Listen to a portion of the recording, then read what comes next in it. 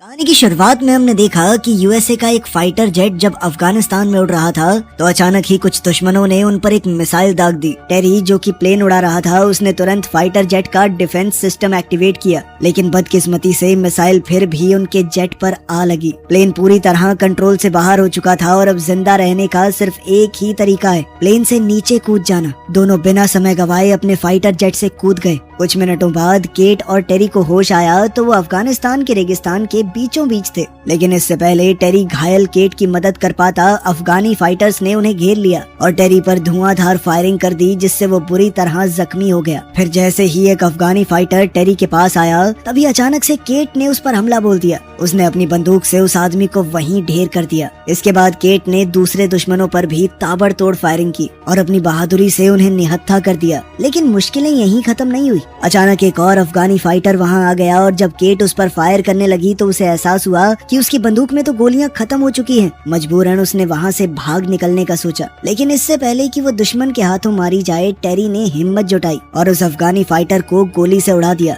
इस बहादुरी के बाद टेरी अपनी आखिरी सांसें गिन रहा था। इस हादसे से केट पूरी तरह टूट चुकी थी। वो अपने साथी के पास गई तो टेरी ने उससे माफी मांगी क्योंकि वो उन दोनों को उस मुश्किल से बाहर नहीं निकाल पाया। ये सुनकर केट की आंखें भर आई। अब उसका सिर्फ एक मकसद था, किसी भी तरह रेस्क्यू टीम से बात करना।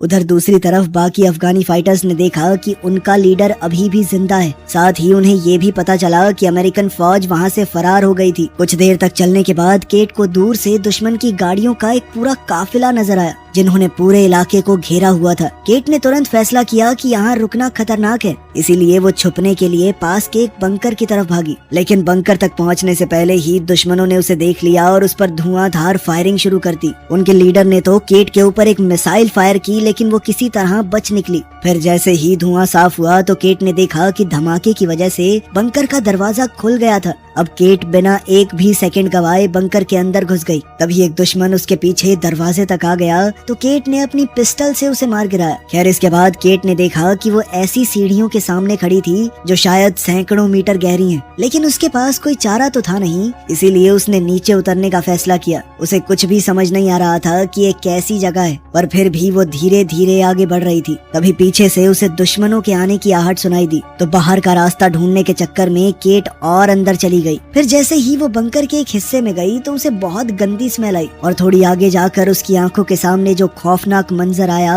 उसे देखकर वो बहुत बुरी तरह डर गई। असल में वहाँ किसी की लाश बहुत बुरी हालत में पड़ी थी। इतना ही नहीं बल्कि केट को वहाँ एक रहस्यमयी डिवाइस भी मिला जिसके साथ कई कागज और रिकॉर्ड्स मौजूद थे जिनमें यहाँ पर हो रहे भयानक एक्सपेरिमेंट्स के बारे में लिखा गया था। उसी पल अचानक उसे दुश्मनों के आने की आहट सुनाई दी तो केट तुरंत अपनी लाइट स्टिक को दूर फेंककर एक बड़े पिलर के पीछे छुप गई। उसी पल अफगानी फाइटर में से एक ने जनरेटर ऑन कर दिया जिसके चलते चारों तरफ रोशनी हो गई और तभी एक भयानक राज का पर्दाफाश हुआ। असल में वहाँ सैकड़ों कैप्सूल थे जिनमें इंसानों की लाशें बंद करके रखी गई थी। अब जैसे ही दुश्मनों का ध्यान हिला तो इस मौके का फायदा उठाते हुए केट ने अपनी फाइटिंग स्किल्स का इस्तेमाल करके अचानक उनमें से एक की बंदूक छीन ली। केट को देखते ही अफगानियों ने एक के बाद एक उस पर धुआंधार फायरिंग शुरू कर दी जिसके चक्कर में एक कैप्सूल टूट गया और उसके अंदर रखी हुई लाश जमीन पर आ गिरी। अब अपनी जान बचाने के लिए केट पास ही में मौजूद एक हैच में नीचे उतर गई। जैसे ही उनके लीडर ने देखा कि केट सुरंग में घुस गई है तो उसने अपने आदमी को उसका पीछा करने का हुक्म दिया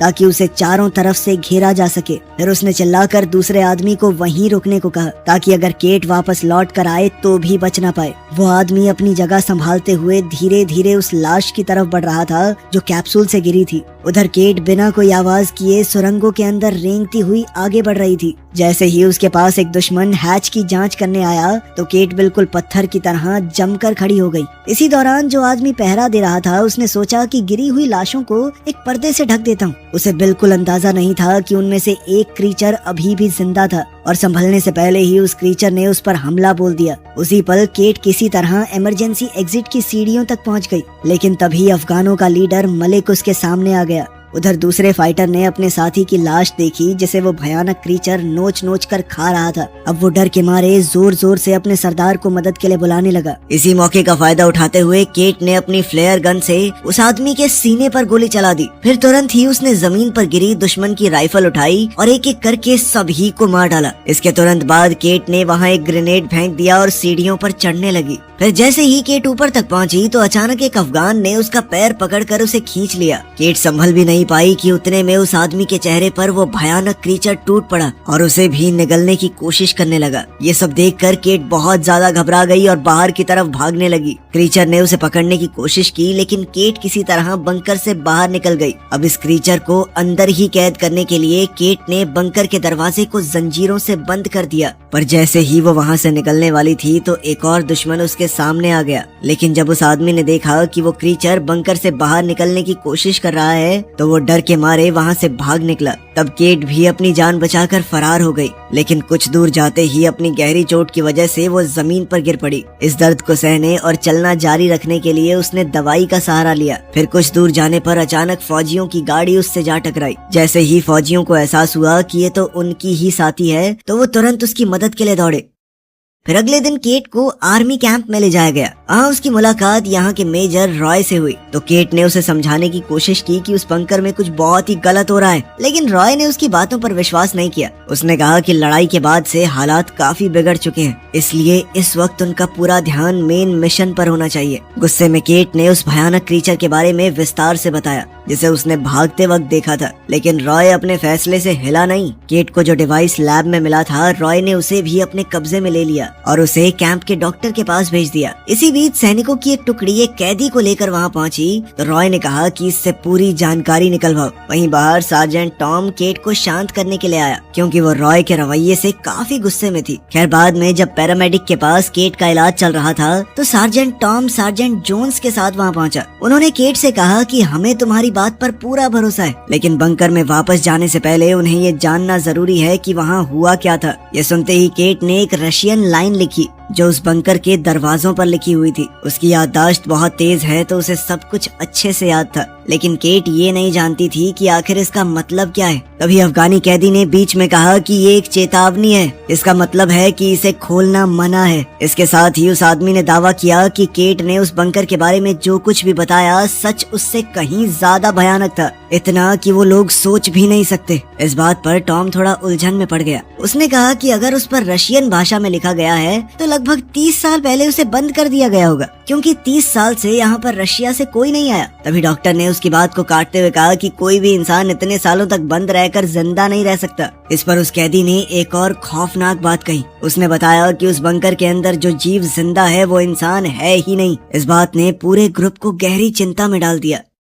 खैर फिर शाम ढलने लगी और अंधेरा होते ही सैनिकों ने फैसला किया कि वो पूरे एरिया की रखवाली बारी बारी से करेंगे, क्योंकि किसी भी पल नए दुश्मन सामने आ सकते हैं। उधर अपने कैबिन में रॉय ने कर्नल से बात की तो कर्नल ने कहा कि केट को जो भी वो डिवाइस मिला है उसे जल्दी से भेजो। असल में वो डिवाइस एक रिकॉर्डर था और रॉय ने साफ साफ शब्दों में कहा कि अगर आपको ये चाहिए तो पूरी सच्चाई बतानी होगी कि असल में हो क्या रहा है। वहीं दूसरी ओर हम देखते हैं कि बंकर के गहरे अंधेरों में उन भयानक जीवों ने एक दूसरे को आजाद कर लिया था। फिर धीरे धीरे सब एक जगह इकट्ठा हुए और बाहर निकलने का रास्ता रोकने वाली उन जंजीरों को तोड़ने की कोशिश करने लगे। वहीं रात के वक्त सेरानो नाम का एक फौजी ड्वेन की जगह लेने आया, लेकिन जैसे ही वो आगे बढ़ा तो उसे पीछे से एक अजीब सी आवाज सुनाई दी। मुड़कर देखने पर उसे पता चला कि उसका साथी वहाँ से गायब हो चुका है। हैरानी और उलझन में सेरानो ने बैरिकेड के पास जाकर देखा कि आखिर हुआ क्या। उसी वक्त डेव को कैंप के अंदर फैलती हुई एक बेहद गंदी बदबू महसूस हुई और शक होने पर वो आसपास देखने निकल गया। तभी उसे दूर से वो भयानक क्रीचर सीधा बेस की तरफ दौड़ते हुए नजर आए तो डेव ने पूरी ताकत से चीख कर सबको बताना चाहा। अलार्म सुनते ही पूरी टुकड़ी ने अपना सामान उठा लिया और तुरंत लड़ाई के लिए तैयार हो गए। पल भर में ही सभी सैनिकों ने बैरिकेड पर अपनी जगह ले ली और जो कुछ भी हिलता डुलता दिखाई दिया उस पर गोलीबारी शुरू हो गई।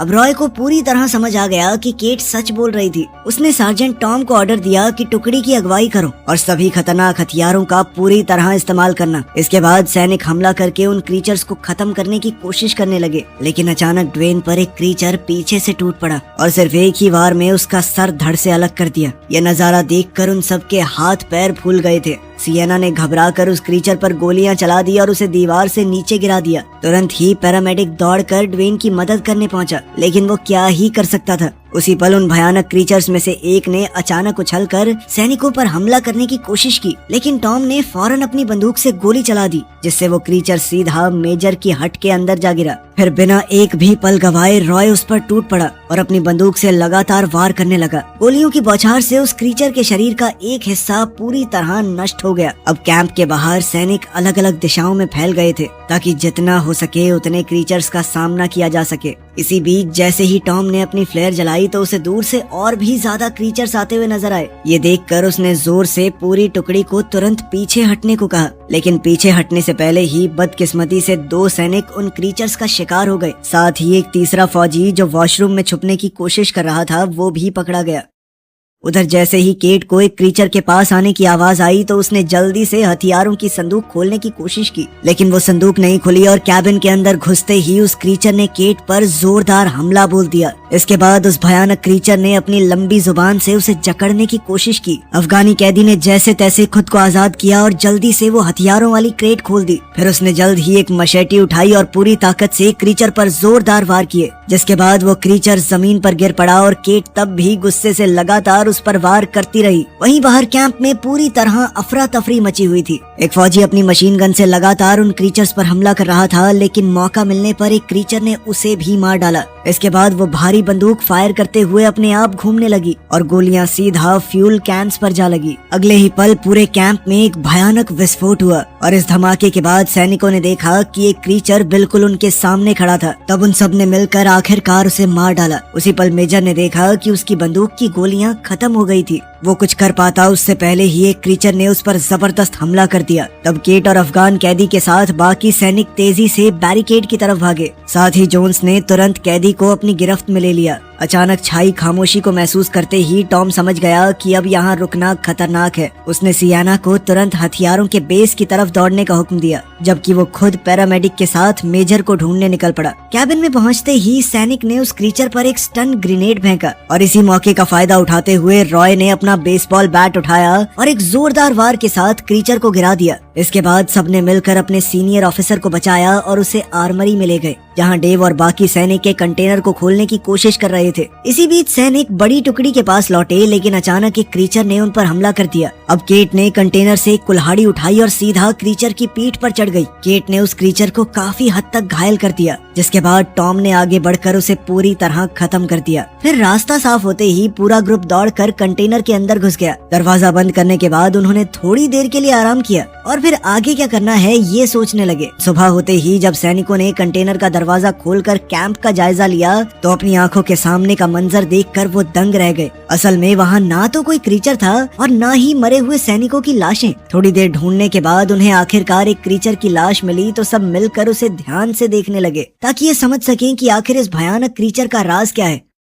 जांच के दौरान डॉक्टर विल्क्स को पता चला कि वो क्रीचर अपने दांत अंदर बाहर कर सकते हैं। उनकी चमड़ी बेहद मोटी है और हैरानी की बात तो ये थी कि उनके शरीर के कई अंग इंसानों वाले थे। सिर्फ इतना ही नहीं, उनके ग्रुप को ये भी समझ आ गया कि इन क्रीचर्स की सबसे बड़ी कमजोरी है धूप। इनका डीएनए पूरी तरह से बदल चुका है, इसलिए सूरज की रोशनी इन पर सीधा असर करती थी। इसी बीच मेजर ने बताया कि कर्नल से बातचीत के दौरान उसे एक खास जानकारी मिली थी। तब उसने केट से माफी भी मांगी, क्योंकि उसने शुरुआत में उसकी बात पर भरोसा नहीं किया। फिर रॉय ने बताया कि कई साल पहले एक मीटियोर धरती पर गिरा था, इसी इलाके में आसपास। उसे देखकर रशियन साइंटिस्ट उत्सुक हो गए और वो ये जानने की कोशिश करने लगे कि आखिर ये चीज क्या है। जांच के दौरान उन्हें वहाँ एक बहुत बड़ी स्पेसशिप मिली जो पूरी तरह तबाह हो चुकी थी। ये देखकर वो लोग पूरी तरह से हैरान रह गए। तब उन्होंने इस स्पेसशिप में मिले क्रीचर के डीएनए का इस्तेमाल करके एक सुपर सोल्जर बनाने की कोशिश की। ये सुनते ही केट चिंता में आ गई। उसने बताया कि उसने अंडरग्राउंड बंकर के अंदर कैप्सूल्स में तैयार होती हुई एक पूरी सेना देखी थी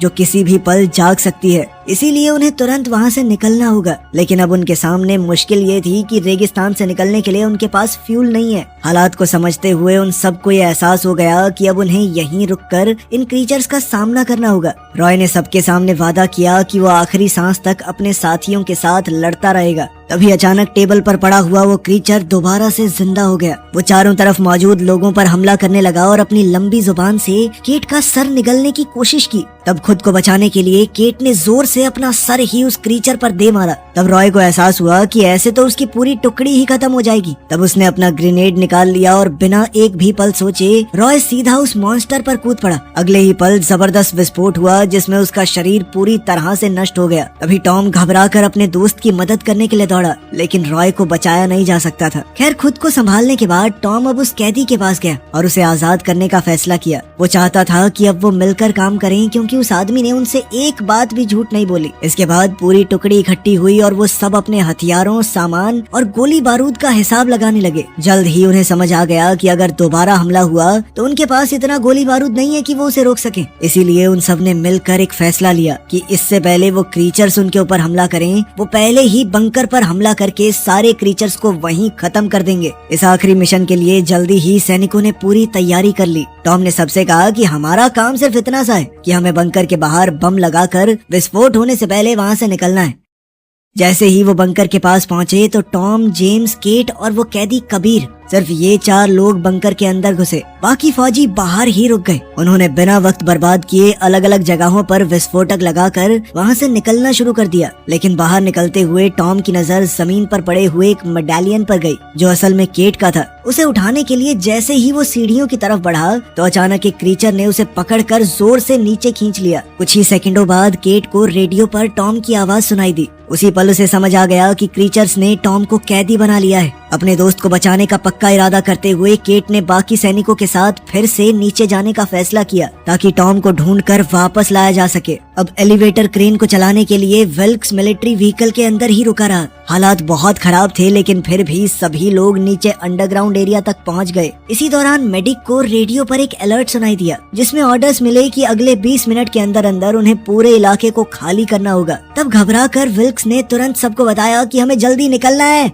जल्दी करो। इसके बाद पूरी टुकड़ी टॉम की तलाश में निकल पड़ी, जबकि डेव एलिवेटर की सुरक्षा के लिए अपनी जगह पर ही बना हुआ था। उधर टॉम ने किसी तरह अपनी जेब में मौजूद चाकू का इस्तेमाल करके उस क्रीचर को खत्म कर दिया, जिसने उसे बंदी बना कर रखा हुआ था। आजाद होते ही वो अपने साथियों को ढूंढने निकल पड़ा। जैसे ही बाकी सब बंकर की लैब में पहुंचे तो वहाँ का मंजर देखकर सभी सन्न रह गए। चारों तरफ उन लोगों की लाशें बिखरी हुई थी जिन्हें क्रीचर्स ने मार डाला था। और जैसे जैसे वो सेंट्रल कैप्सूल के करीब पहुंचे तो उनके सामने एक और भी ज्यादा भयानक नजारा था। उस कैप्सूल के अंदर एक बहुत बड़ा मॉन्स्टर तैयार हो रहा था। इसी बीच टॉम पर पीछे से क्रीचर ने अचानक हमला कर दिया, लेकिन जैसे ही उसे केट की आवाज सुनाई दी तो वो तुरंत लैब की तरफ भागा, जहां उसके साथियों ने अपने हथियारों से उस क्रीचर को खत्म कर दिया। उसी वक्त विल्क्स ने देखा कि कई अफगानों ने उस बंकर को घेर लिया है। वो तुरंत व्हीकल के ऊपर लगे हुए हथियार तक चढ़ गया और बिना रुके उन पर फायरिंग शुरू कर दी, ताकि खतरे को दूर रखा जा सके। उधर एलिवेटर के पास डेव कई सारे क्रीचर्स से घिर चुका था। उन पर गोलीबारी करते हुए उसने इमरजेंसी अलार्म भी एक्टिवेट कर दिए। अब तक केट को एहसास हो चुका था कि मॉन्स्टर्स ने उन्हें फंसाने के लिए जाल बिछाया है। उसने तुरंत ग्रुप से कहा कि हमें जल्दी से यहाँ से निकलना होगा, और फिर उन्होंने पीछे हटकर दरवाजा बंद कर दिया। लेकिन जोन्स को ये बात समझ आ चुकी थी कि क्रीचर्स क्रैंक को घुमाकर दरवाजा खोल सकते हैं। इसीलिए उसने पूरी ताकत से क्रैंक को पकड़ लिया और अपने साथियों से कहा कि वो सभी वहाँ से निकल जाएं, जबकि वो खुद दुश्मनों को रोकने के लिए पीछे रह गया। उधर बाहर विल्क्स की बंदूक की गोलियां खत्म हो गई थी। उसने जल्दी जल्दी रीलोड करने की कोशिश की, लेकिन उसे बिल्कुल अंदाजा नहीं था कि एक अफगानी बिल्कुल उसके नीचे मौजूद था। इसी बीच बंकर से निकलते हुए सियाना के कानों में पीछे से एक भयानक गरज सुनाई दी। वो खुद वहीं रुक गई ताकि उसके बाकी साथी सुरक्षित तरीके से एग्जिट तक पहुंच सकें। थोड़ी ही देर में पूरी टुकड़ी एलिवेटर तक पहुंच चुकी थी, लेकिन जैसे ही टॉम को एहसास हुआ कि सियाना उनके साथ नहीं है तो उसने तुरंत उसे बचाने का फैसला किया। उसने बाकी सबको ऑर्डर्स दिए कि अगर मैं 5 मिनट के अंदर अंदर बाहर नहीं आया तो सारे बॉम्ब्स एक्टिवेट करके वहाँ से निकल जाना। उधर सियाना पर एक क्रीचर ने अचानक हमला कर दिया। वो आसपास पड़े सामान का इस्तेमाल करके अपने दुश्मन का सामना कर रही थी। गुस्से में वो लगातार वार करती रही और आखिरकार उसने क्रीचर को खत्म कर दिया। लेकिन तभी पीछे से एक और क्रीचर आया और उसके चेहरे के एक हिस्से को बुरी तरह नोच लिया। ये वार इतना भयानक था कि सियाना की मौके पर ही मौत हो गई। ये देखकर टॉम गुस्से से भर गया। उसने एक चाकू उठाया और डस्टबिन के ढक्कन को ढाल बनाकर क्रीचर से लड़ने लगा। वहीं जोन्स अब इस सब से बहुत थक चुका था। उसने दरवाजे से हटकर अपना डेटोनेटर निकाला और अपने दोस्तों को बचाने के लिए खुद शहीद हो गया। इस जबरदस्त विस्फोट में उसके आसपास मौजूद सारे म्यूटेंट खत्म हो गए। धमाके की आवाज सुनते ही टॉम समझ चुका था कि अब वहाँ रुकना मौत को दावत देने के बराबर है। उसने तुरंत वहाँ से भागने का फैसला किया। वहीं बाहर एक अफगानी ने पैरामेडिक पर हमला बोल दिया। वो अपने चाकू से विल्क्स को मारने ही वाला था, लेकिन उसने जैसे तैसे अपनी जान बचाई। फिर हर एक दुश्मन से बहादुरी से लड़ते हुए उसने क्रेन एक्टिवेट की ताकि वो पूरे ग्रुप को ऊपर खींच सके। लेकिन दिक्कत ये थी कि ब्लास्ट के चलते मैकेनिज्म का एक हिस्सा डैमेज हो गया था, जिस वजह से गाड़ी आगे की तरफ चलने लगी। विल्क्स ने घबराकर गाड़ी को रोकने की पूरी कोशिश की। वहीं एलिवेटर के अंदर केट, कबीर और डेव एक साथ मिलकर दर्जनों क्रीचर्स का सामना कर रहे थे। अचानक एक क्रीचर ने अपनी बाजू से डेव के सर पर वार किया और वो वहीं पर ढेर हो गया। जैसे ही पैरामेडिक को समझ आया कि क्रेन को अब रोका नहीं जा सकता, तो उसने गाड़ी की दूसरी तरफ कूदने का फैसला किया। इसी बीच उनकी लड़ाई के दौरान कबीर को सीढ़ियों के ऊपर मिलिट्री व्हीकल दिखाई दिया, लेकिन तभी एक क्रीचर ने उसे पकड़ लिया और कबीर समझ चुका था कि अब उसका बचना मुश्किल है। उसने जोर से चिल्लाकर केट को प्लेटफॉर्म से कूदने को कहा। उसकी वजह से बिल्कुल ऐन मौके पर केट की जान बच गई, जबकि एक जबरदस्त धमाके में कबीर और बाकी सभी क्रीचर्स खत्म हो गए। कुछ सेकंडों बाद केट की मुलाकात टॉम से हुई। दूसरी तरफ विल्क्स पर अभी भी कुछ दुश्मन जानलेवा हमला करने वाले थे, लेकिन आखिरी पल पर उनकी टीम वहां पहुंची और अपने हथियारों से सबको खत्म कर दिया। थोड़ी देर बाद उनके ग्रुप ने देखा कि मिलिट्री प्लेन एक न्यूक्लियर मिसाइल फायर कर रहा है। तब वो लोग तुरंत एक गाड़ी में बैठकर वहां से भागने की कोशिश करने लगे। आखिरकार एक बड़ा बम जमीन पर आ गिरा और रेगिस्तान के कई किलोमीटर के इलाके में सब कुछ तबाह हो गया। इस धमाके में मुश्किल से सिर्फ 3 लोग अपनी जान बचा पाए थे। वो ये समझ चुके थे कि यह हमला इस बात को यहीं दबा देने के लिए किया गया था, और उन्होंने भी बिना पीछे देखे हमेशा के लिए उस जगह को छोड़ दिया। वीडियो पसंद आई तो लाइक कर देना, चैनल को सब्सक्राइब कर लेना। मिलते हैं अगली वीडियो में।